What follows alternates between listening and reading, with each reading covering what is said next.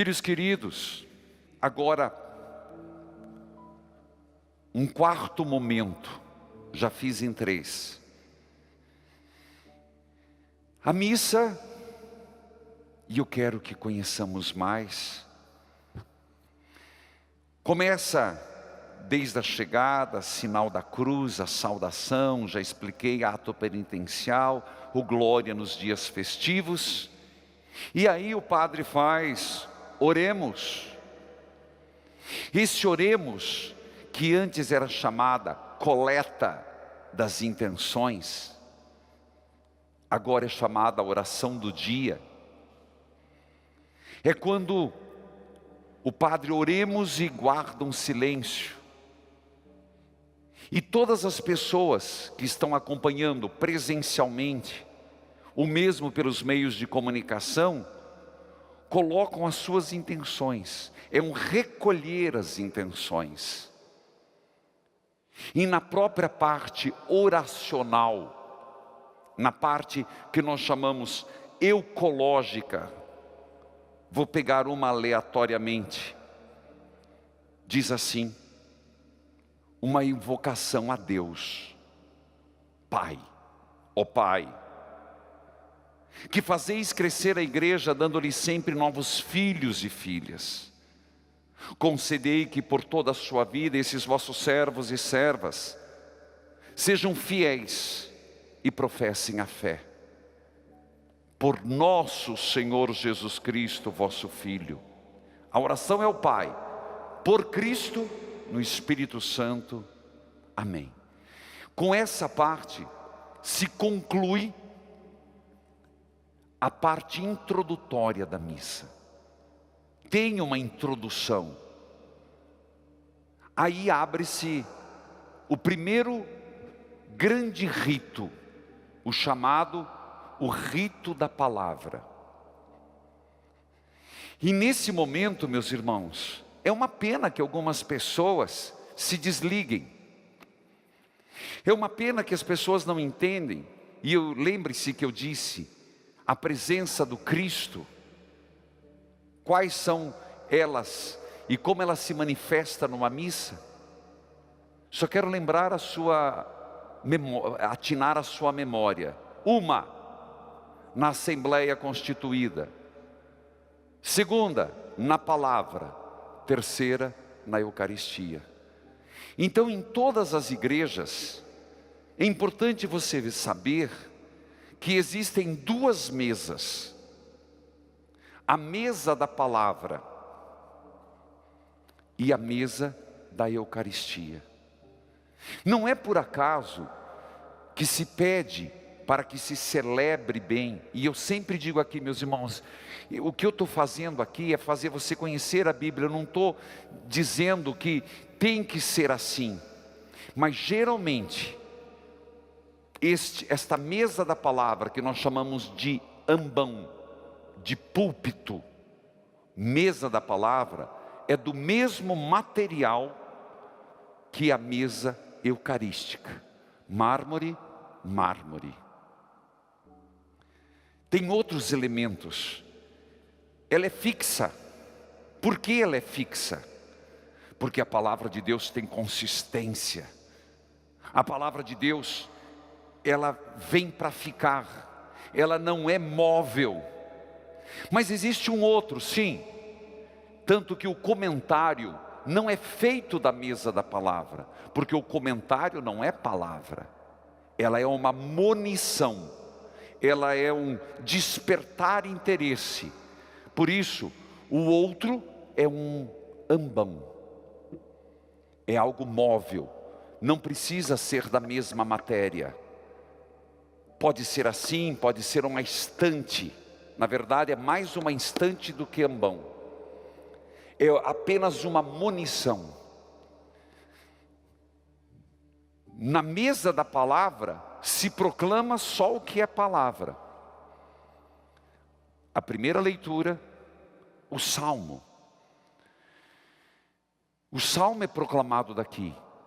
É claro que nós estamos num tempo em que a gente vai adaptando. Às vezes, aqui nós estamos fazendo na lateral, por uma questão de uso de microfone e esterilizado, porque estamos num tempo em que isso é preciso.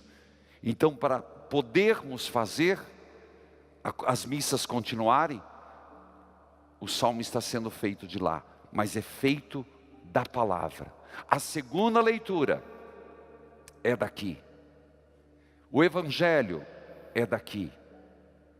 As preces.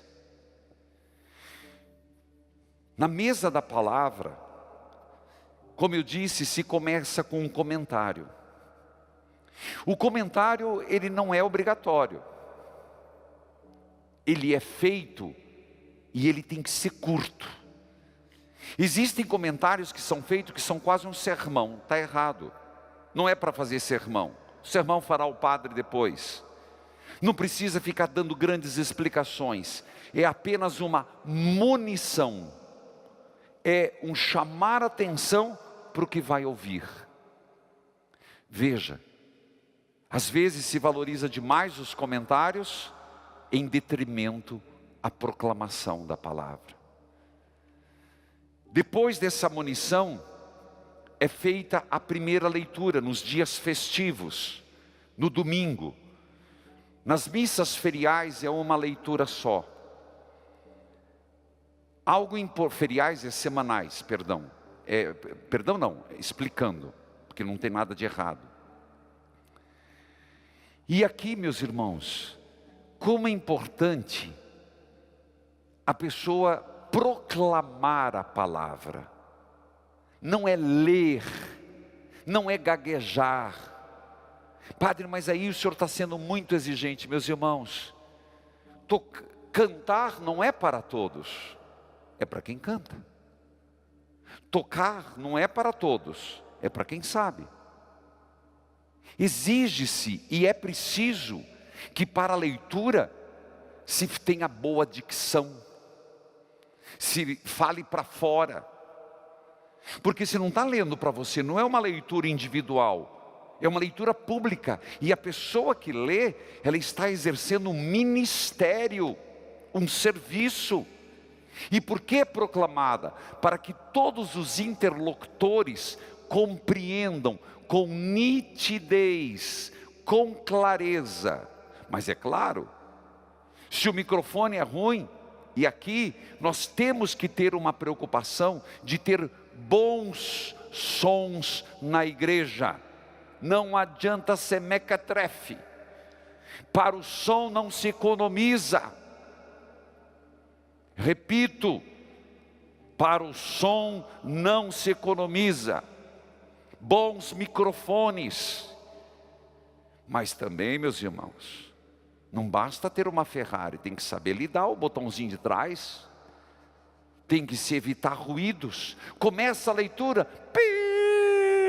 todo mundo faz assim, perdeu a palavra. Tem um ótimo aparelho, chega aqui a pessoa lê para dentro. Não. Tem que chegar antes, tem que treinar antes. Eu não diria que seria uma declamação, mas é uma proclamação. É falar com autoridade, é falar com conhecimento de causa, fazendo as vírgulas, fazendo os pontos. Não é para enaltecer a pessoa, mas é em respeito àquilo que está se exercendo. Uma palavra proclamada para a igreja, para a edificação, é palavra de Deus. A primeira leitura, salvo por razões especiais, Páscoa, Natal, é no Antigo Testamento. Quando tem a segunda leitura, não existe regra, mas se pede que seja um homem e a outra leitura uma mulher. Não existe lei, mas é um procedimento, é uma tradição. Eu falava da proclamação com autoridade, eu falava da proclamação com conhecimento, sem gaguejar, sem ficar descobrindo as palavras na hora. por respeito a quem escreveu a palavra e por respeito a quem está escutando. Por isso, não fique ofendido. Eu queria tanto fazer uma leitura, mas não faz nem pessoal, não tem dicção. Eu queria tanto, eu tenho um sonho de fazer uma leitura. Meus irmãos, existe pessoas para tudo. Existem outros serviços na igreja. Também, exatamente em respeito àquilo que vai ser proclamado, eu não quero ser moralista. Mas não é hora de chamar atenção para o sapato, para a roupa. Não é hora de fazer um desfile, não é hora de chamar atenção para si mesmo. Por que existe vestes na igreja? Por que o padre coloca as vestes? Isso eu vou explicar outro dia. Mas para cada veste tem um sentido. Mas em sentido maior é que eu desapareça, o homem, o Reginaldo e o Cristo apareça em mim, apareça nas vestimentas. Por que nós usamos aqui no santuário? Também, por favor, eu não estou dizendo que tem que ser assim. Eu estou dizendo, porque alguns têm ou uma bata, nós temos uma opa. O que é opa? Esse modelo sem manga. Que exatamente é para dizer, eu estou a serviço de. Eu coloco essa roupa porque aqui eu quero que apareça a voz, a palavra do Senhor, e não a minha roupa, se é feia, se é bonita, se é de maca, se tem brilho, se não tem brilho, o homem, se está de gravata ou não está de gravata, isso é o que menos importa. A vestimenta, quando alguém coloca, seja para ser ministro de Eucaristia, seja para fazer uma leitura, seja para fazer um comentário, seja para cantar, não é como diz, tem que botar uniforme. Não, é em respeito ao que eu vou fazer, e aquilo que eu represento, faço em nome de.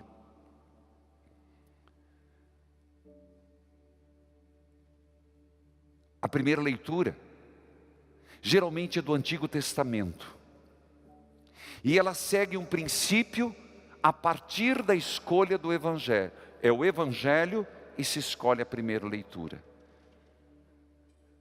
Há tempos atrás havia uma tendência de até mudar a primeira leitura por um artigo. Houve essa tendência na igreja, de um texto, de um livro, de um fato da vida. Mas a igreja é clara, nada substitui a palavra. Ninguém está autorizado a tirar a palavra de Deus para colocar o artigo melhor que seja no mundo, de um teólogo fantástico, nem que seja de um santo, nem que seja de um magistério da igreja maravilhoso. Não, jamais se tira qualquer leitura em substituição a um texto. A palavra de Deus é por excelência. Por isso, não existe modismo. No final, não é palavras do Senhor. Não existe plural, palavras. Existe só uma, palavra do Senhor. Graças a Deus. A palavra, o verbo se fez carne. Não existe como o padre dizer, estas são palavras da salvação. Não existe plural. E aqui não inventemos moda. É palavra do Senhor. É singular. Sei que estou na primeira leitura. Mas na próxima quinta vai render mais. Porque muito do que eu já falei não repito. E aí falo do Salmo, da segunda leitura, do Evangelho. Foi uma decisão de explicar um pouco a liturgia, partes. Eu acredito que nós precisamos conhecer esses ritos, saber o que podemos e o que não podemos. A criatividade é muito bem-vinda, e até vou explicar momentos de criatividade, mas não existem elementos rituais inegociáveis. não sei se existe a palavra, imexíveis. que nós podemos ter criatividade no momento certo. Devemos trazer à vida o que a comunidade celebra, sim, no momento certo. Mas aquilo que é primordial não se deve mudar. Que Deus nos ajude a celebrarmos melhor. Amém.